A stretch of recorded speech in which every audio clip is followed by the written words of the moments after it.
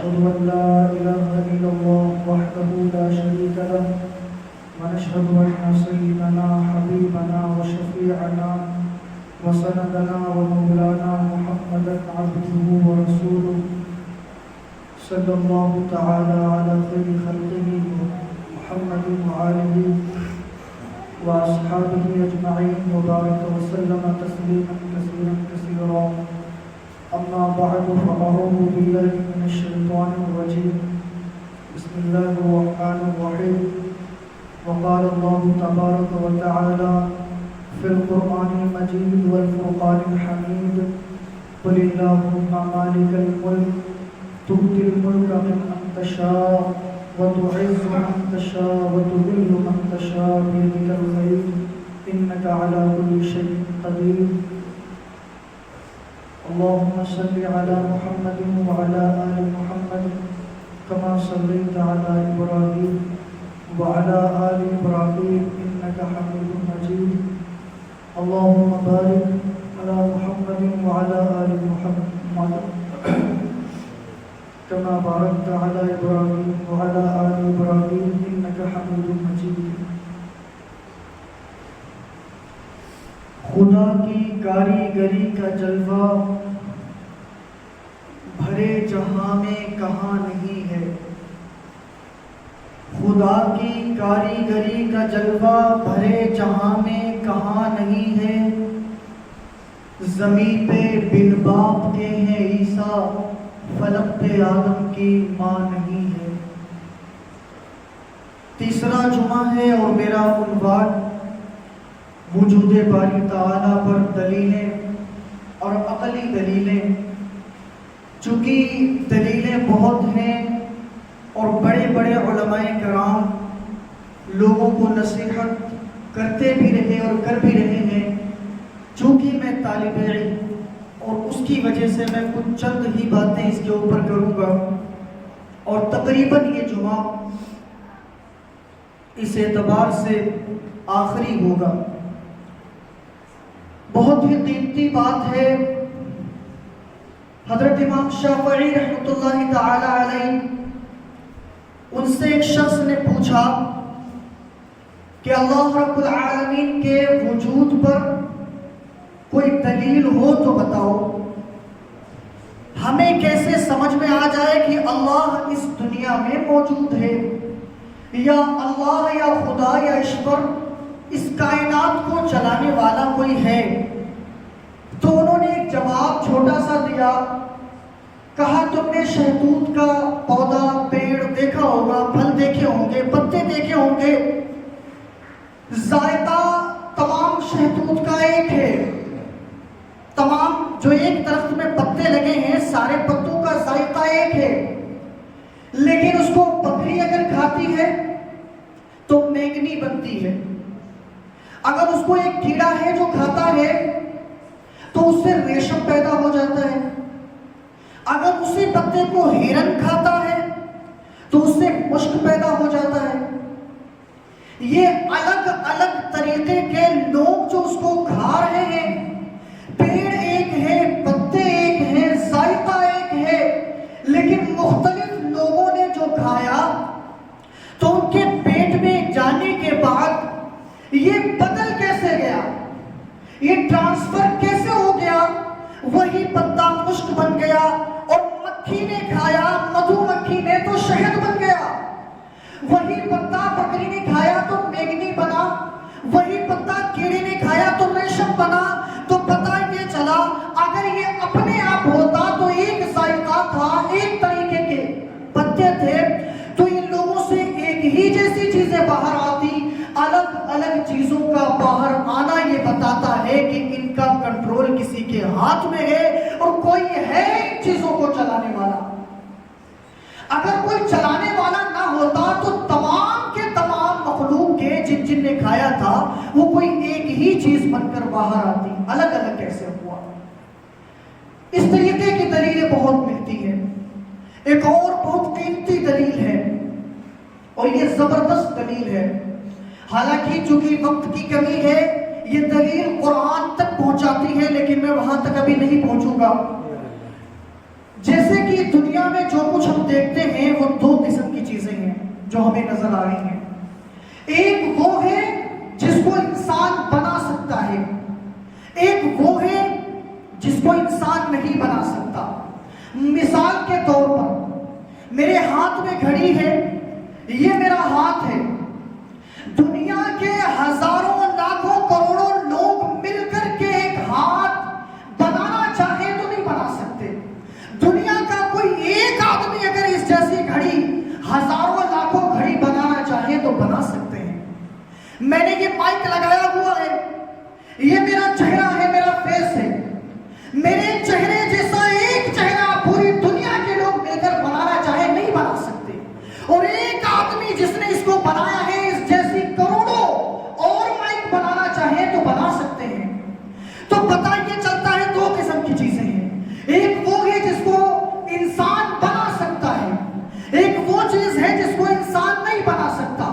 تو جیسے میرے ہاتھ جیسا ایک ہاتھ کروڑوں لوگ مل کر نہیں بنا سکتے، اور یہ گھڑی جیسی ایک انسان کروڑوں گھڑیاں بنا سکتا ہے، تو پتہ یہ چلا کہ یہ گھڑی انسان نے ایجاد کی ہے تو انسان بنا سکتا ہے۔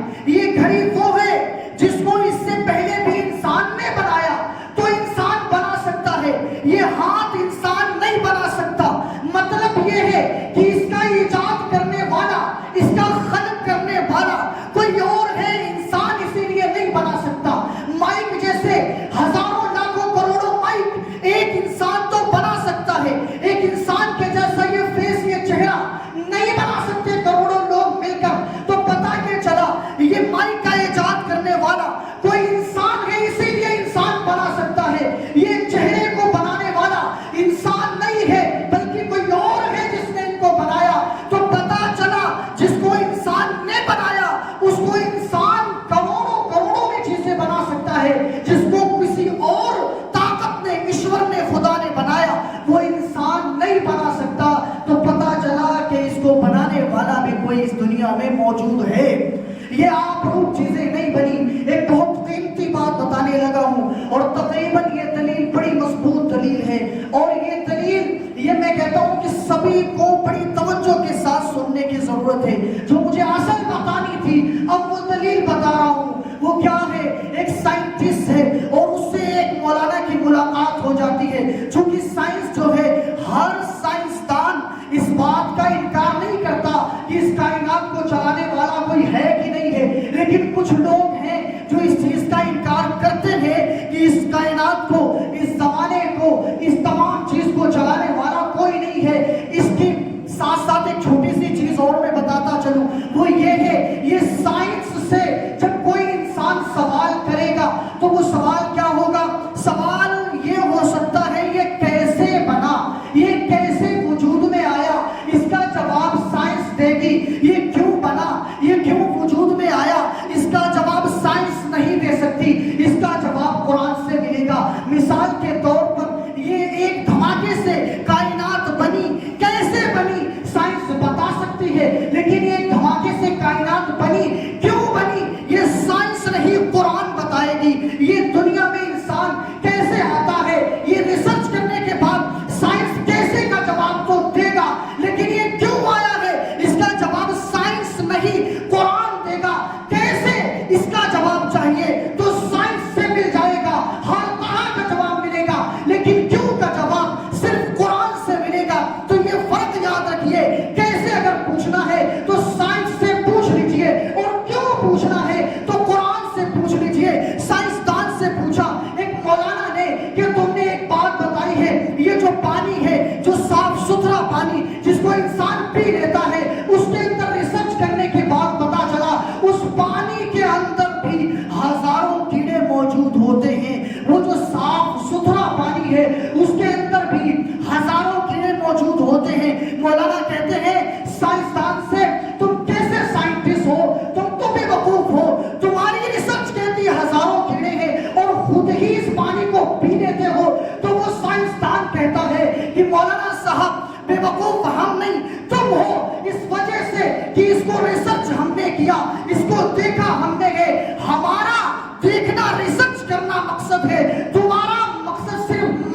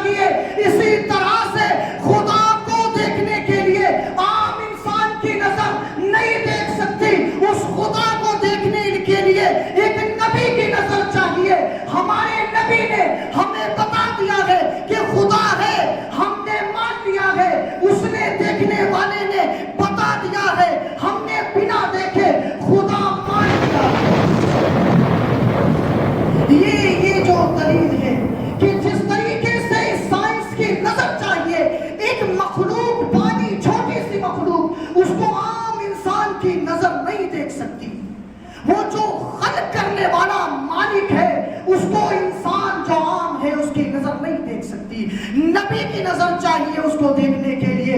ہمارے آقا محمد رسول اللہ معراج پر گئے اور جا کر کے دیکھا, روبرو دیکھا, آمنے سامنے دیکھا, اور دیکھ کر کے اور آ کر کے بتایا اس کائنات کو چلانے والا رب ہے, خدا ہے. اور وہ عرش معلیٰ پر جا کر آئے اور انہوں نے کہا اشہد ان لا الہ الا اللہ واشہد ان محمدن عبدہ ورسولہ. اور ہم نے اس نبی کی بات کو مان لیا اور ہم نے یقین کر لیا, ہم نے اقرار کر لیا, ہاں ہاں اس کائنات کو چلانے والا ایک وحدہ لا شریک ہے. اور ہم نے بھی اس نبی کو تسلیم کیا, ہم نے بھی اس کا کلمہ پڑھ لیا.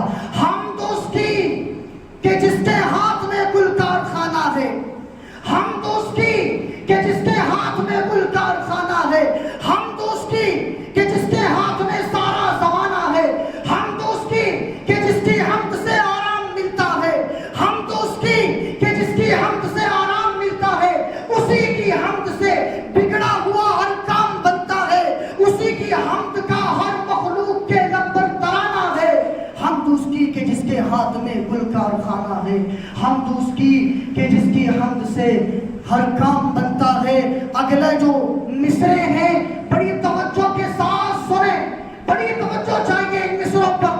اگر واقعی کوئی چلانے والا نہیں ہے تو سوچتے سوچتے جو میں نے لکھا وہ کیا لکھا, وہ یہ ہے ستارے ٹوٹ جاتے آسمان گر کیوں نہیں پڑتا.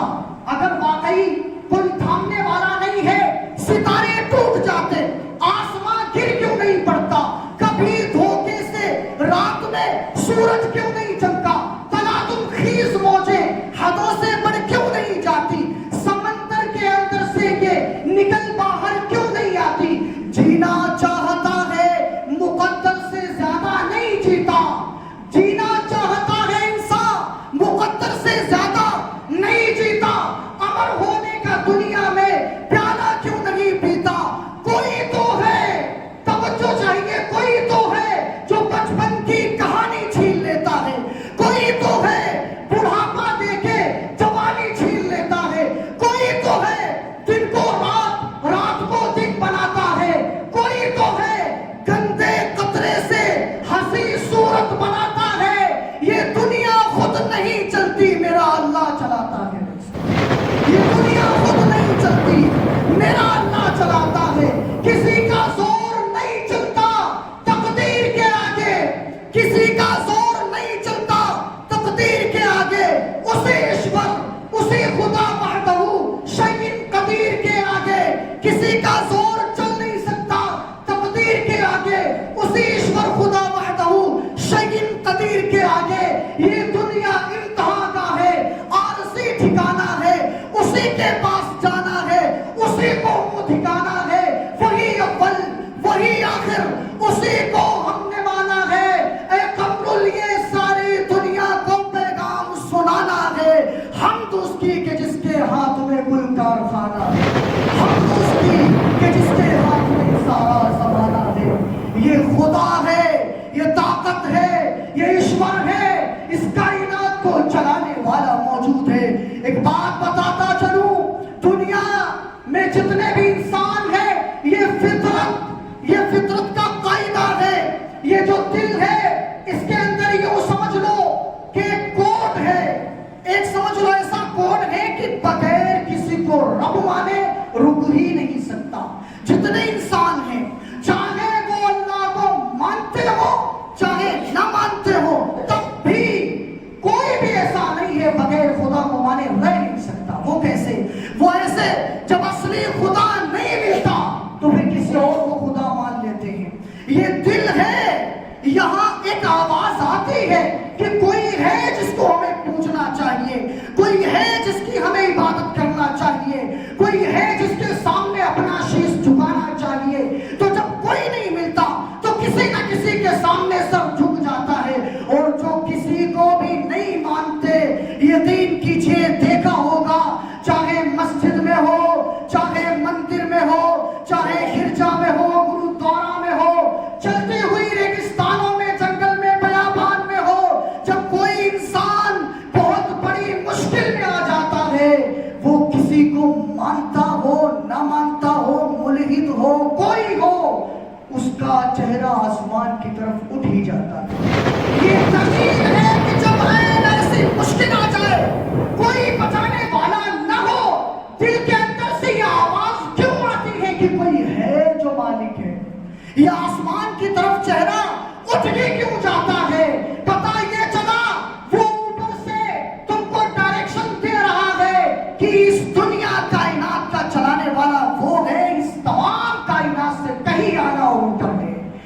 اسی لیے جب کوئی انسان کتنا بھی مشکل میں ہوتا ہے تو نگاہیں آسمان کی طرف اٹھ جاتی ہیں. یہ ہم اپنی دعاؤں میں نتیجہ دیکھ سکتے ہیں, مانگتے مانگتے اوپر دیکھ لیتے ہیں.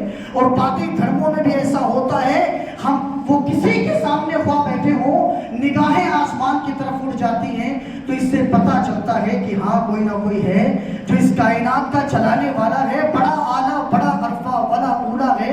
1 منٹ ہے, ایک چھوٹی سی بات کہہ کے بات ختم کر دوں. وہ یہ ہے, ہم نے ٹرین دیکھی, ٹرین کے ڈبے دیکھے. اگر ہم یہ دیکھیں یہ جو ڈبے ہیں تقریباً جیسے ٹرین ویسے ڈبے ہوتے ہیں, 35 بھی ہوتے ہیں, 60 بھی ہوتے ہیں. اب یہ جو ڈبا آخری ہے, اب اس آخری کے بعد ہم دیکھیں پہلا ڈبا ہے جو اس کو کھینچ رہا ہے, اس کے بعد ڈبا ہے وہ اس کو کھینچ رہا ہے. یہ آگے چلتے جائیں, ایک دوسرے سے جڑے ہوئے ہیں, ایک دوسرے کو کھینچ رہے ہیں. اگر یہ ختم نہ ہو تو ہم کہاں تک جائیں گے؟ تو کوئی نہ کوئی ایسی مشین چاہیے جو ان ڈبوں کو کھینچ رہی ہو, ورنہ یہ ڈبے اگر ہم دیکھیں کہ کبھی ختم ہی نہ ہو, کوئی ان کو چلانے والا نہ ہو, تو ہم کتنا آگے جائیں گے؟ چلتے چلے جائیں گے تو ہمارا تو پھر جو ہے نا وہ کہانی ختم ہو جائے گی. یہ عجیب بات ہو جائے گی اس کو چلانے والا کو. تو ٹرین یہ چھوٹی سی بات ہے جو عام طور سے سمجھ میں آ سکتی ہے آسانی کے ساتھ. تو اس کے ڈبے بھی خود نہیں چلتے, کتنے بھی ہوں, انجن ہوتا ہے چلانے والا. تو ان اللہ علی کل شیء قدیر, جو تمام جہانوں پر قدرت رکھتا ہے, چلانے والا ہے. جو کہ میں نے پہلے جملے کو کہا تھا, اسی پر اس موضوع کو ختم کرتا ہوں کہ وہی سپریم بینگ ہے, وہی ایشور ہے, وہی گاڈ ہے, وہی خدا ہے, وہی سپر پاور ہے, وہی سپریم پاور ہے. اللہ ہم سب کو سمجھنے کے عمل کی توفیق عطا فرمائے اور ہمارا ایمان پر زندگی اور خاتمہ نصیب فرمائے.